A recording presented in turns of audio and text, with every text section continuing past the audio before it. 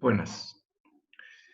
En el estudio de los subespacios vimos que estos conjuntos están constituidos por infinitos vectores y una forma práctica para operar con ellos era a través de un conjunto finito de vectores que tuviese la capacidad de poder generar a cualquier vector de dicho subespacio.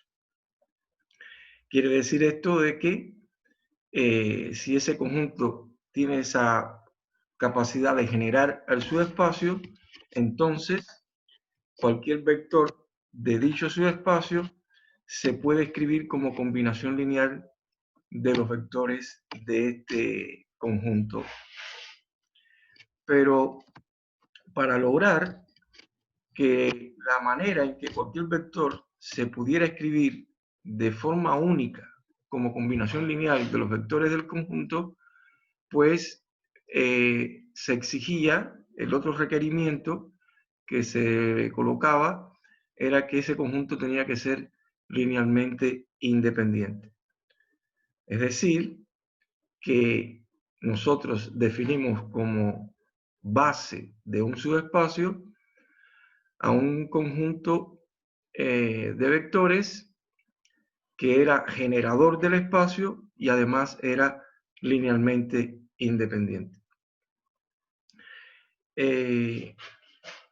También estudiamos que en un subespacio pueden encontrarse muchas bases, es decir, existen infinitas bases, pero todas las bases tienen en común, además de ser base, la de contar con igual cantidad de vectores. Va a estar constituida por la misma cantidad de vectores. Y esta característica es la que se utiliza para darle un nombre un nombre que va a caracterizar a ese subespacio, que es el concepto de dimensión del subespacio. De manera que un subespacio distinto del cero, su dimensión se define como la cantidad de vectores que tiene cualquier base de dicho subespacio. Este concepto de base, nosotros en esta clase queremos presentar dos maneras, dos enfoques en la que se puede arribar al concepto de base. Y también, pues, queremos ver la aplicación práctica que tiene justamente el teorema del rango de una matriz. Pero hablando del rango de una matriz, debiéramos recordar cómo fue que se definió. A una matriz siempre van a estar asociados dos subespacios. Uno es el subespacio columna y el otro es el subespacio nulo.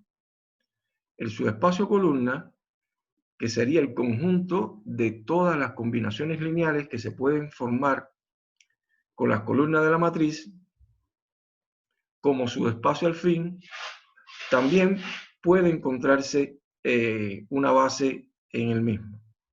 Y todas las bases que se pueden encontrar ahí, pues van a contar de la misma cantidad de vectores. Es decir, el subespacio columna tiene una dimensión.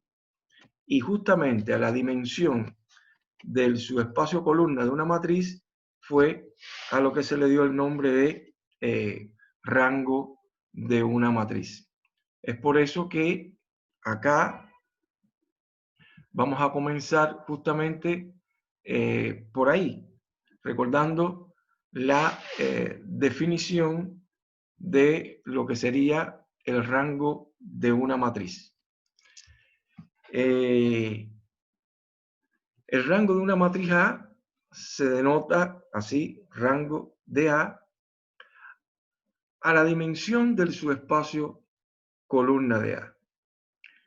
Recuerden que para determinar entonces la dimensión del espacio, la dimensión de ese espacio columna, era suficiente identificar la cantidad de columnas pivote que tiene la matriz. Y la cantidad de columnas pivote que tiene esa matriz, pues nos va a indicar justamente la cantidad de vectores que va a tener ese subespacio columna. Y por tanto, nos estaría indicando la dimensión de ese subespacio columna.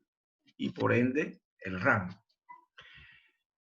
Utilizando esta definición ahora de rango de una matriz, es posible establecer condiciones suficientes para poder hablar acerca de la consistencia o inconsistencia de un sistema de ecuaciones lineales. Es decir, en términos ahora del concepto de rango de una matriz. Y así se establece el teorema de Ruchet-Capelli, en el cual se considera de que hay m ecuaciones con n variables. En forma compacta o matricial, uno escribe A por X igual B. Entonces, si en ese sistema de m ecuaciones con n variables se cumple que el rango de la matriz aumentada, es decir, la matriz de los coeficientes, y se le coloca al final como última columna la de los términos independientes.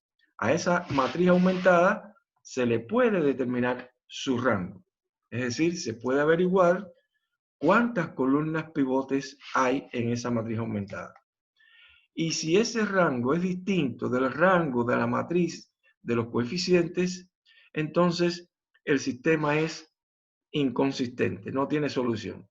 Porque si se cumple exactamente esta consideración o esta condición, quiere decir entonces de que cuando se aplicó el proceso de reducción por fila hacia la forma escalonada de la matriz, apareció una fila en la que todas las entradas eran 0, excepto la última entrada a dicha fila, que era un número distinto de 0. Bueno, ahora una condición de esa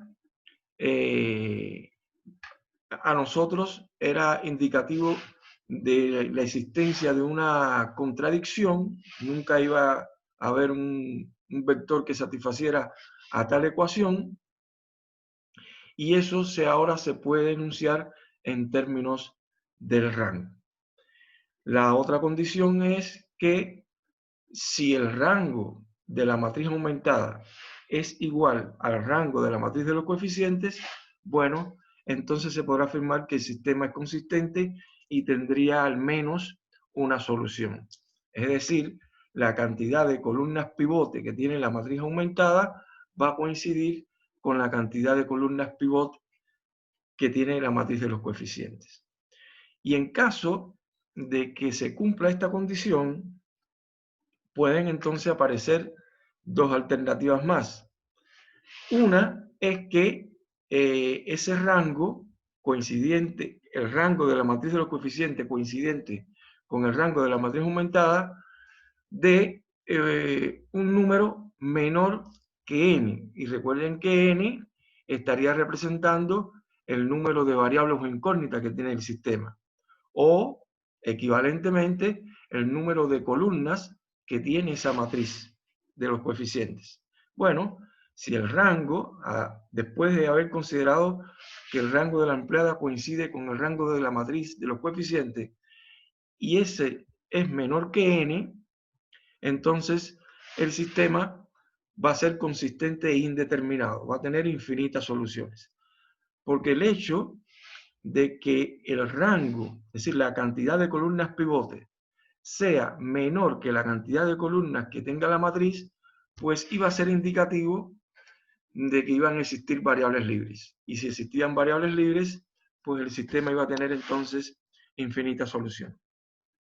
Y si además de cumplirse la condición de consistencia del sistema, se cumplía de que el rango iba a ser igual a la cantidad de columnas que tiene la matriz de los coeficientes, bueno, pues evidentemente entonces el sistema tendría una única solución, es decir, la cantidad de columnas pivote de la matriz aumentada coincide con la cantidad de columnas pivote de la matriz de los coeficientes y eso a su vez con la cantidad de columnas que tiene la matriz de dichos coeficientes.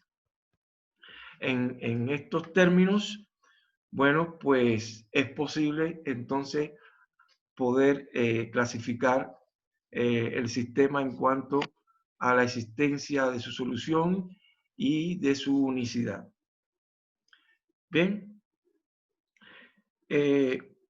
pasemos entonces ahora sí a establecer dos enfoques con los cuales podemos arribar al concepto de base de un subespacio.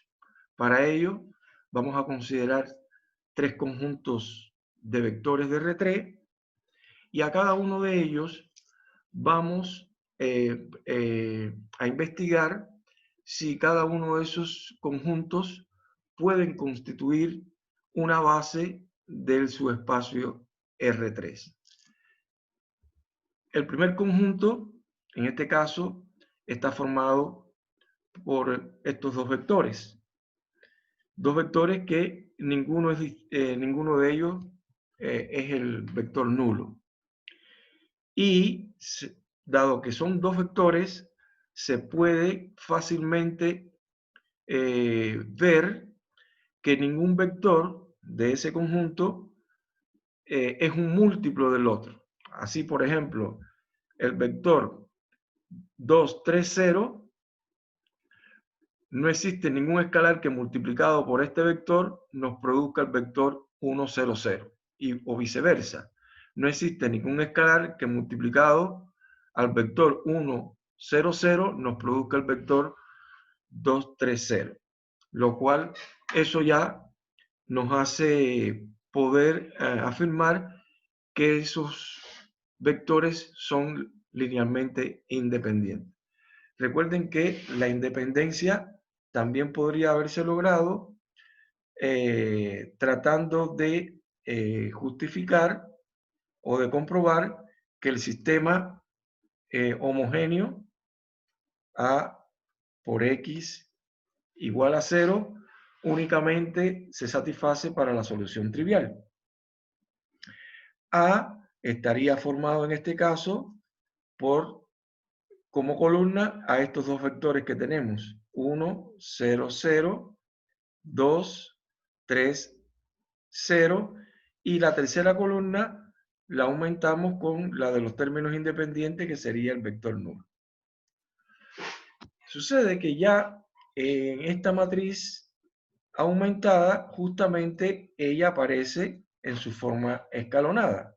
Recuerden que esta última columna es la de los términos independientes. Y se puede observar que acá hay dos columnas pivotes. Bien, como la cantidad de columnas pivotes es 2 y sí, en primer lugar, como no aparece ninguna fila en la que todas las entradas sean 0 y la última distinto de 0, eso era indicativo de que el sistema iba a ser consistente. Ya sabíamos, porque lo habíamos estudiado, que siempre el sistema homogéneo siempre es consistente, ya que admite como solución a la trivial. Acá lo que nos estaría restando es averiguar si la solución que existe como única es la trivial o existe más de una solución. Si lo planteamos en términos del rango, se está observando acá que el rango de lo que sería esta matriz ampliada, que en este caso sería 2, porque simplemente hay dos columnas pivotes, también este número 2 es coincidente con el rango de la matriz de los coeficientes. Bien, lo cual esto era indicativo de la consistencia del sistema. Pero justamente como la matriz de los coeficientes está formada por dos columnas, coincide acá, es decir, n, entonces existe una única solución y por lo tanto la única solución que existe es la trivial. En consecuencia, este es el conjunto es linealmente independiente. Bien, y era una de las condiciones que tenía que cumplir el conjunto para que fuese una base. Para que el fuese una base como tal, la otra condición que debe cumplir este conjunto es que él tiene que ser capaz de generar al subespacio R3. ¿Y qué quiere decir eso?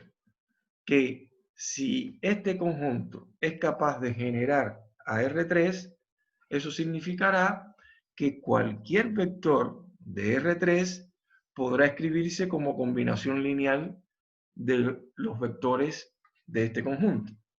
O dicho de otra manera, cualquiera sea el vector B de R a la 3, necesitaríamos probar que este sistema A por X igual B siempre es consistente para todo B perteneciente a R a la 3. ¿Bien? Para ello, simplemente es suficiente analizar esa matriz aumentada que sería 1, 0, 0, 2, 3, 0 y como términos independientes colocamos un vector genérico que exprese a cualquier vector de R3. Ese sería B1, B2 y B3. Como ya acá justamente aparece esa matriz aumentada en forma escalonada, para asegurar la compatibilidad, recuerden que se tiene que exigir o tiene que cumplirse, mejor dicho, que el rango de esta matriz ampliada tiene que ser igual al rango de la matriz de los coeficientes. Fíjense que el rango de la matriz de los coeficientes es 2, porque hay dos columnas pivotes. Y para que el rango de la ampliada coincida con el rango de la matriz de los coeficientes, eso únicamente va a ocurrir si esta tercera componente B sub 3 es igual a 0. Es decir, esta condición que se está planteando acá ocurre si y solo si la tercera componente es 0. De manera que estos dos vectores no pueden generar a todos los vectores de R3, porque vectores de R3 cuya tercera componente sea distinta de 0 no son vectores que no se podrán escribir como combinación lineal de las columnas de A, ¿sí? De estos dos vectores. Y solo aquellos en las que la tercera componente sea igual a 0 son los que sí se podrán escribir como combinación lineal de dichas columnas. Es decir, esta condición de consistencia únicamente puede ocurrir si ese vector arbitrario de R3 se le restringe a que su tercera componente sea igual a 0. Por lo tanto, este conjunto no genera a R a 3. Y por lo tanto, este conjunto no es una base de R a la 3. Tomemos ahora este segundo conjunto que está formado por tres vectores, es decir, a los dos vectores anteriores, ahora se le añadió un tercer vector, 4, 5, 6, y analicemos si este conjunto puede ser una base de R a la 3. Nuevamente, para que sea una base, tendríamos que plantearnos que el sistema homogéneo A por X igual 0 admita como solución únicamente a la trivial. Si eso es así, entonces estos tres vectores serían linealmente independientes. Para ello, fíjense, bastaría nada más con colocar nuestra matriz aumentada 1, 0, 0, 2, 3, 5, 4, 5, 6 y como columna de los términos independientes sería 0, 0, 0. Acá esto es 0.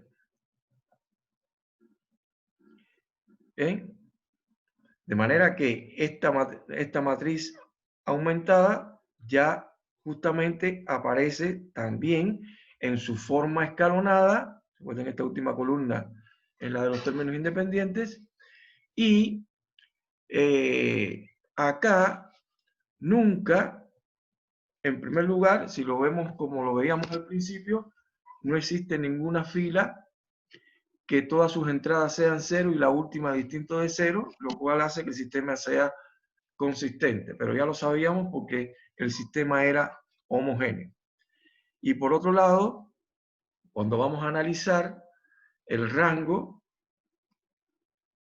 de esa matriz aumentada, vemos que el rango de la matriz aumentada coincide con el rango de la matriz y justamente es igual a 3, porque hay 3 columnas pivote y además, en este caso, nuestro matriz tiene exactamente 3 columnas y cuando eso sucede, el sistema entonces es consistente determinado, es decir, la única solución que existe es la trivial.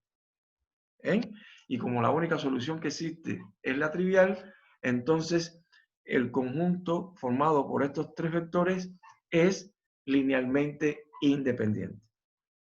Bien, si hasta ahí se prueba que es LI. Para probar que finalmente este conjunto sea una base, necesitaríamos probar que con estos tres vectores se puede generar cualquier vector de R a la 3. Para ello, se vuelve a tomar un vector arbitrario de R a la 3 y se trata de demostrar que ese vector arbitrario de R a la 3 se puede escribir como combinación lineal de estos tres vectores. Es decir, necesitaríamos probar que el sistema A por X igual B va a ser consistente. A la hora de escribir nuestra matriz aumentada, esto sería 1, 0, 0, 2, 3, 0, 4, 5, 6 y como columna de los términos independientes colocamos el B arbitrario de R a la 3. Sería B1, B2 y B3. Acá nuestra matriz aumentada ya aparece escalonada y como aparece escalonada, no es difícil de ver que el rango de nuestra matriz aumentada coincide con el rango de la matriz de los coeficientes. Si acá el rango es 3, como este número, que es donde está el 6, es distinto de 0, eso hace que ahora no nos va a interesar qué valores puede tomar B1, B2 y B3. Cualesquiera sean los valores que tomen cada una de esas componentes de R3, siempre se puede garantizar que el rango de la matriz aumentada coincide con el rango de la matriz y que en este caso es 3 y que coincide con la cantidad de columnas que tiene la matriz. Por lo tanto, este conjunto también es un generador.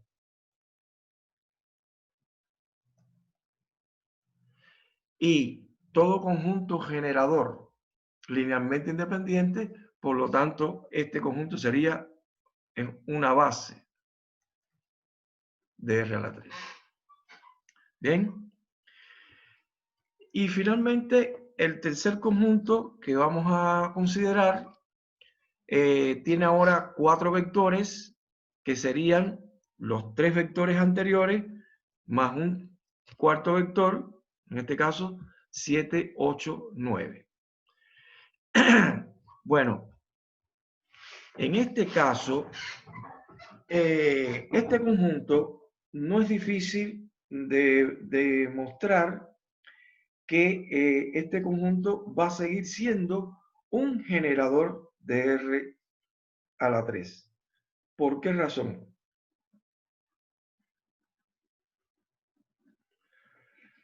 Porque cuando nosotros escribamos acá un vector arbitrario de R a la 3 y lo tratemos de escribir como combinación lineal de estas columnas, eso nos va a dar que el sistema A por X igual B va a ser siempre consistente, cualquiera sea el B, vector de R a la 3. ¿Por qué razón? Porque cuando usted forme acá esa matriz aumentada, 1, 0, 0, 2, 3, 0, 4, 5, 6, 7, 8, 9, y como término independiente sería B1, B2, B3. Como acá ya la matriz está en su forma escalonada, se observa que hay 1, 2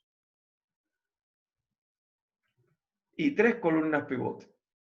Bien, por lo tanto, el rango de la matriz aumentada, en este caso, sería 3.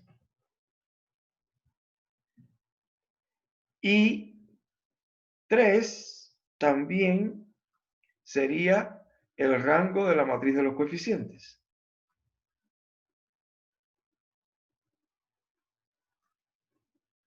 Pero, ¿cuántas columnas tiene esta matriz ahora? Tiene 4.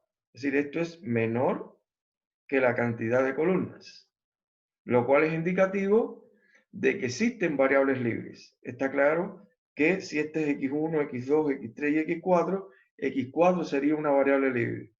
Y si es una variable libre, eso significa que entonces este sistema tiene infinitas soluciones. Bien, si el sistema es consistente y B se puede escribir como combinación lineal de las columnas de A de infinitas maneras.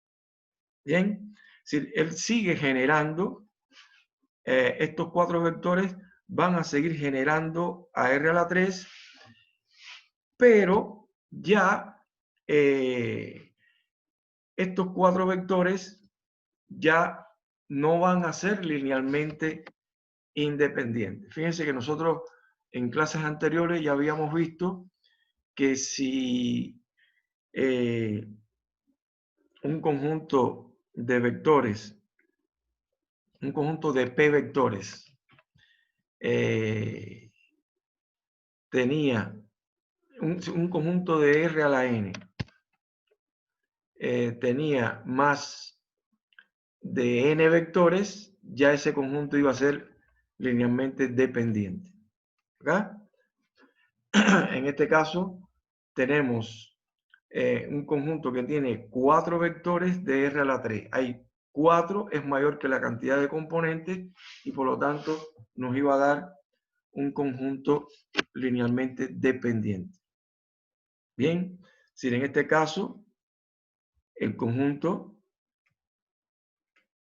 es linealmente dependiente y genera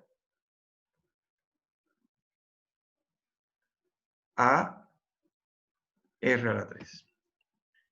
Bien, pero ahora volvamos a analizar qué fue lo que estuvo sucediendo y hagamos el análisis ahora de izquierda a derecha. ¿Sí? Es decir, acá nosotros comenzamos con un conjunto de dos vectores que era linealmente independiente.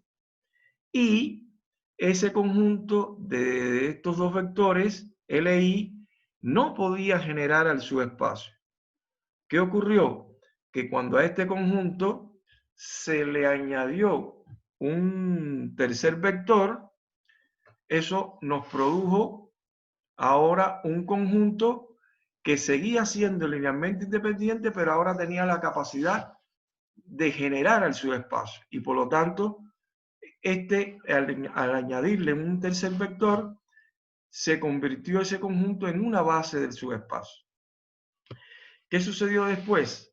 Que cuando le añadimos otro vector a ese conjunto, él rompe con la independencia lineal, sigue generando al subespacio, pero deja de ser linealmente independiente, se convierte en un conjunto linealmente dependiente y por lo tanto ya no constituye una base. Bien, incluso si volvemos a repetir de izquierda a derecha, pudiéramos incluso hacer el análisis de la siguiente manera. Nosotros podríamos haber comenzado el análisis, digamos, con el conjunto que nada más tiene un solo vector. Y ese solo vector podría haber sido 1, 0, 0. Un vector distinto del vector nulo. Si ese vector es distinto del vector nulo, este vector por sí solo ya sería un conjunto linealmente independiente. Bien. Ahora, este conjunto linealmente independiente no puede generar al subespacio R a la 3. ¿Qué fue lo que se empezó a hacer? A este conjunto LI se le añadió un vector, formando un conjunto ahora de dos vectores que continúa siendo linealmente independiente y todavía no es capaz de generar a R a la 3. Se le sigue añadiendo un vector y se pudo construir ahora un conjunto que era linealmente independiente y que generaba R3. Es decir, que cuando nosotros tenemos un conjunto de vectores linealmente independiente que no genere al subespacio, siempre será posible completar ese conjunto con otros vectores hasta construir una base, que fue lo que se sucedió en este caso acá. Y una vez que usted tiene la base, si a esa base, si a ese conjunto que ya constituye una base, se le añaden más vectores, pues se rompe la independencia lineal y el conjunto pasa a ser linealmente dependiente, aunque él puede continuar generando a todo el subespacio. El análisis, en este análisis, para la construcción de la base, podemos comenzar encontrando un vector del subespacio 1 distinto del vector nulo y preguntarnos cómo ese vector, si es distinto del vector nulo, va a ser LI. Bueno, pregúntese si ese vector es capaz de generar al subespacio. Si no lo es, quiere decir que a él se le pueden añadir vectores de manera que el conjunto siga siendo linealmente independiente hasta lograr completar la base. Una vez que usted complete esa base, no deba seguir añadiendo vectores, porque si sigue añadiendo vectores, rompe la independencia lineal y se convierte en un generador, pero con vectores linealmente dependientes. Si el análisis lo hacemos ahora de derecha a izquierda, es decir, comencemos con un conjunto que es generador del subespacio. Estos cuatro vectores generan al subespacio R3. Pero estos cuatro vectores son linealmente dependientes. Es decir, al menos uno de esos vectores se podrá escribir como combinación lineal de los demás. Y por lo tanto, si él es un generador, pero además es LD, significa que de acá uno pudiera eliminar un vector. Por ejemplo, si eliminamos el último vector, eso nos daría lugar al conjunto que está acá en el medio, constituido por estos tres vectores, y entonces él continúa siendo un generador, pero ahora pasó a ser de linealmente dependiente a ser un conjunto linealmente independiente, y por lo tanto logra constituirse en una base. Bien, y por supuesto, si a este conjunto usted le quita un vector, como puede ser acá el tercero, entonces ya acá, al quitarle el tercero, él va a seguir siendo linealmente independiente, pero ya deja de ser un generador, ya no va a poder generar al subespacio como tal.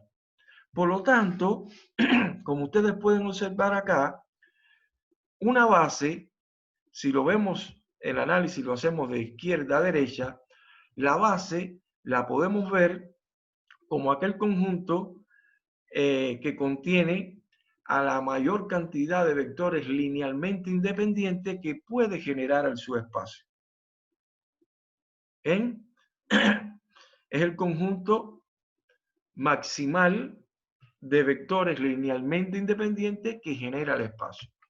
Y si lo analizamos de derecha a izquierda, pudiéramos ver, es decir, acá nosotros pudiéramos seguirle agregando a este conjunto de vectores que él va a seguir siendo generador, pero linealmente dependiente.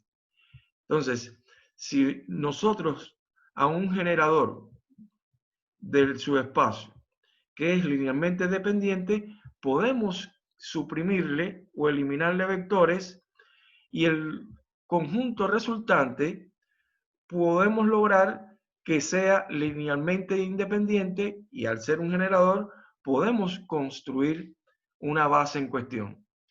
De manera que nosotros también pudiéramos decir que una base estaría dado por el conjunto el conjunto formado por la menor cantidad de vectores que es capaz de generar al espacio. Bien, si seguimos quitando vectores del conjunto, bueno, se rompe la condición de ser un generador y ya deja de generar al subespacio. De manera que pudiéramos verlo en estos dos enfoques. Es decir, la base, de todas maneras, en cualquier subespacio, nosotros podemos encontrar una base, ya bien sea completándola, en caso de que el conjunto sea LI, y lo que tenemos que hacer es añadirle vectores que no sean linealmente dependientes de los que ya están, para continuar con su independencia hasta lograr construir la base del subespacio.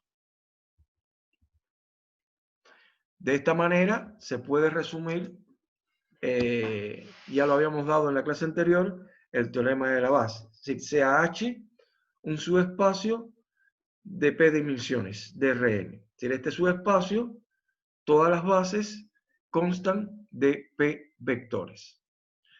Entonces, cualquier conjunto linealmente independiente que contenga exactamente P vectores en H forman automáticamente una base de H.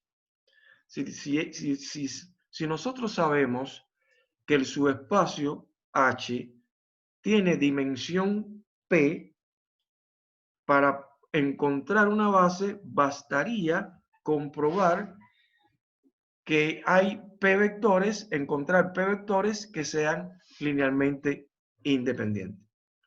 O otra forma sería, que es la continuación de lo que plantea este teorema, que dice, además, cualquier conjunto de P vectores de H que genere H, automáticamente constituye una base para dicho subespacio.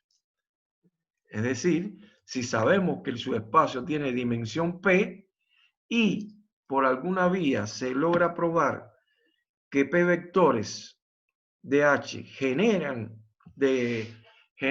justamente a ese subespacio, bueno, automáticamente esos P vectores tienen que constituir una base de dicho subespacio. Por último, recordemos lo que planteaba el teorema del rango. ¿Ven?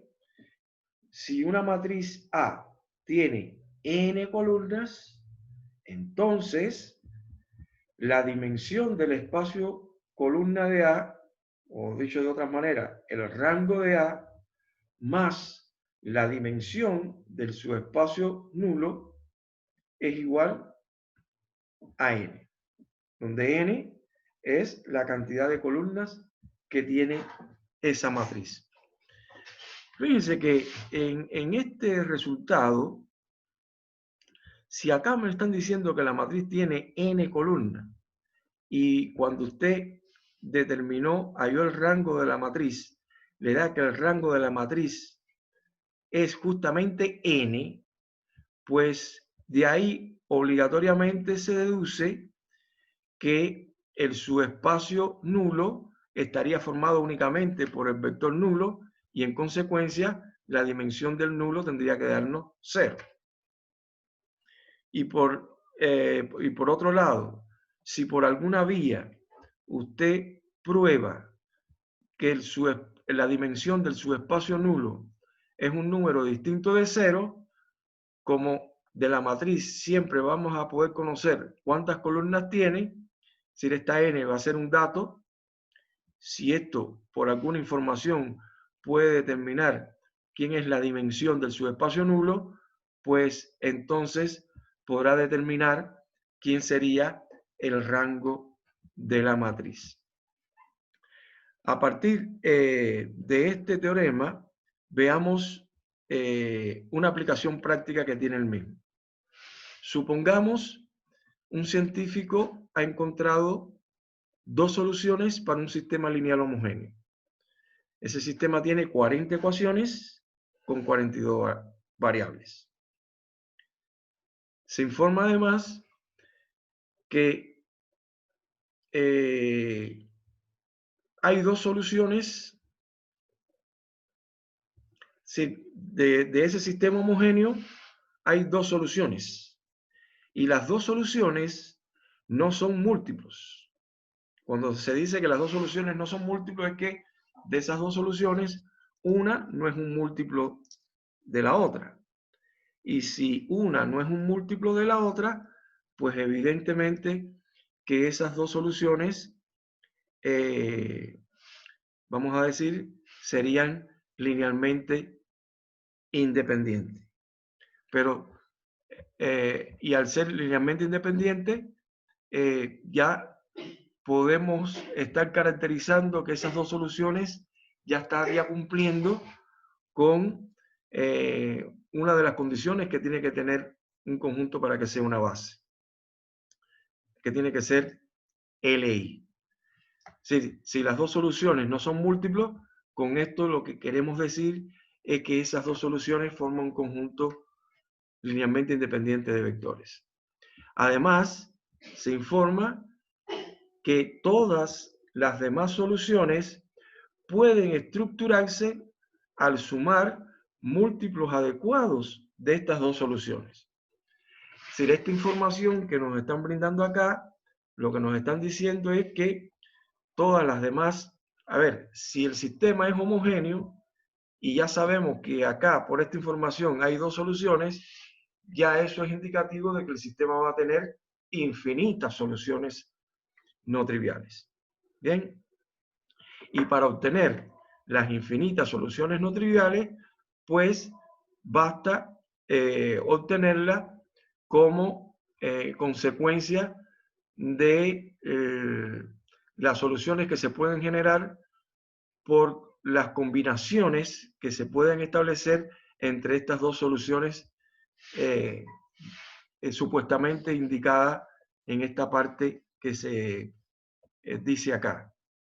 Quiere decir que acá, cuando usted lee, las dos soluciones no son múltiplos y todas las demás soluciones pueden estructurarse al sumar múltiplos adecuados de estas dos soluciones. Hasta acá lo que nos están indicando es que ese subespacio nulo, su base va a estar formada por dos vectores.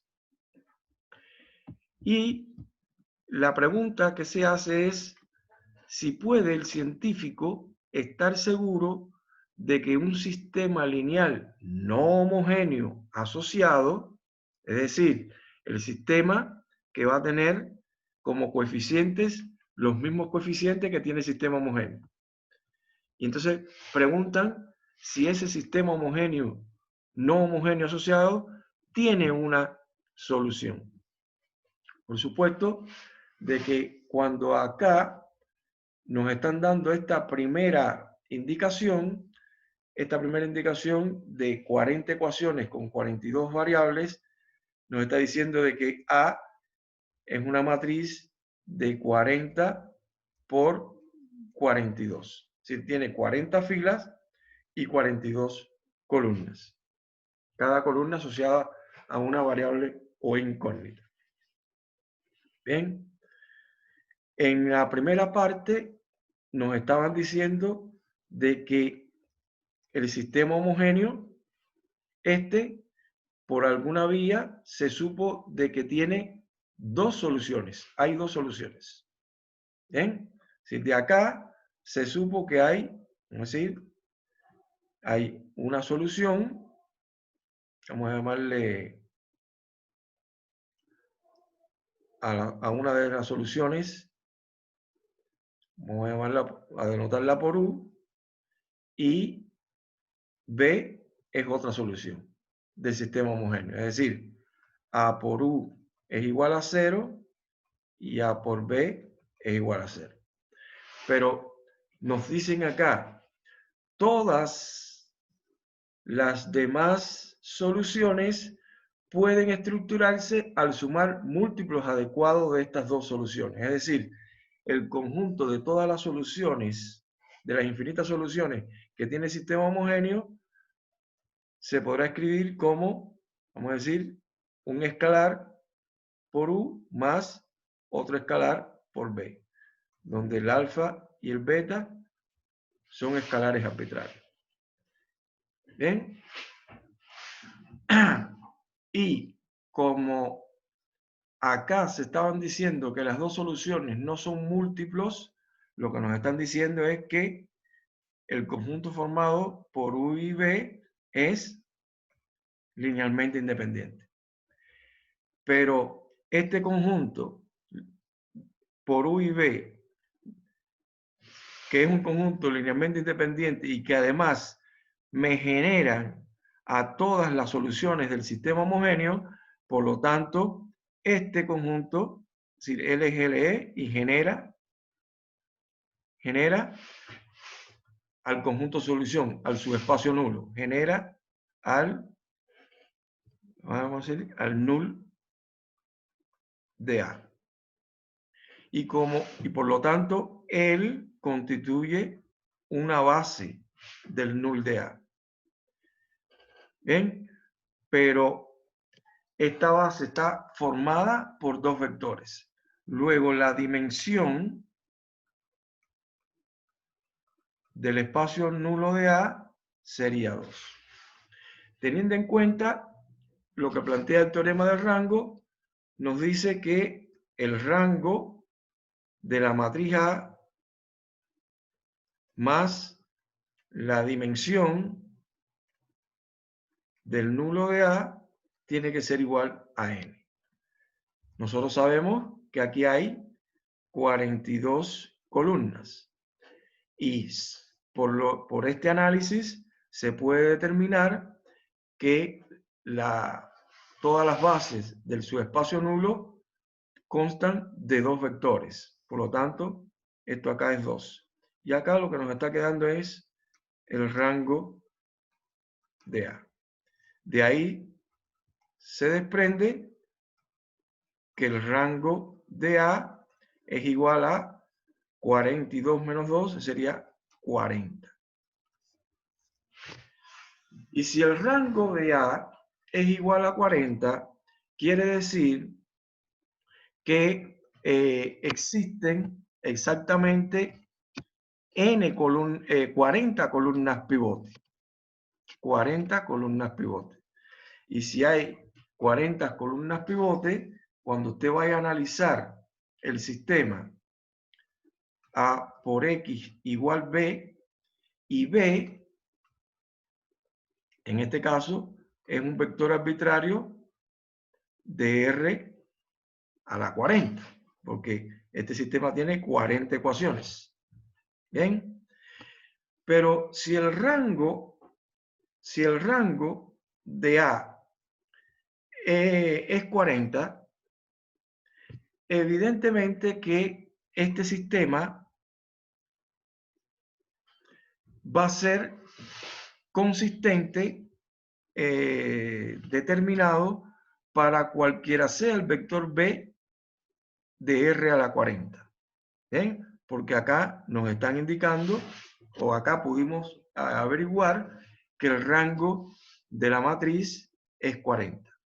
¿Bien? Y por lo tanto, él tiene que ser capaz, estas 40 columnas tienen que ser capaz de generar a todos los vectores de R a la 40, es decir, de este subespacio de dimensión 40. Entonces, situaciones de este tipo nos ayuda a dilucidar justamente lo que sería el teorema del rango, como fue en este problema en cuestión. Les sugiero que entonces ustedes hagan del epígrafe de 2.9 de la página 181 los ejercicios del 1 al 14, el 15, 16, del 19 al 24, este estaría en la página 182. Todos estos ejercicios están relacionados con determinar una base del subespacio columna, determinar una base del subespacio nulo, y que aplicando el teorema de rango puedan determinar, a partir de determinadas informaciones que se dan, cuánto sería el rango de la matriz o cuánto sería la dimensión del subespacio nulo. Y los ejercicios del epígrafe 4.6 que están en la página 269, del 19 al 25, son problemas como el anteriormente discutido, como el que discutimos acá, Celeste, del científico que encontró dos soluciones al sistema homogéneo, por ejemplo en este caso, y que en ese sistema habían 40 ecuaciones con 42 variables. Siempre en el problema hay informaciones útiles que en realidad son datos que nos ayudan a poder resolver el problema. Bueno, problemas de esta naturaleza son los que se proponen acá del 19 al 25 en la página 270 del libro de texto Álgebra Lineal y sus aplicaciones. Ya en la próxima clase, y ya sería, con eso estaríamos cerrando el ciclo, solamente veríamos cómo es que se pueden definir los determinantes de un orden superior a matrices mayor que 2 por 2.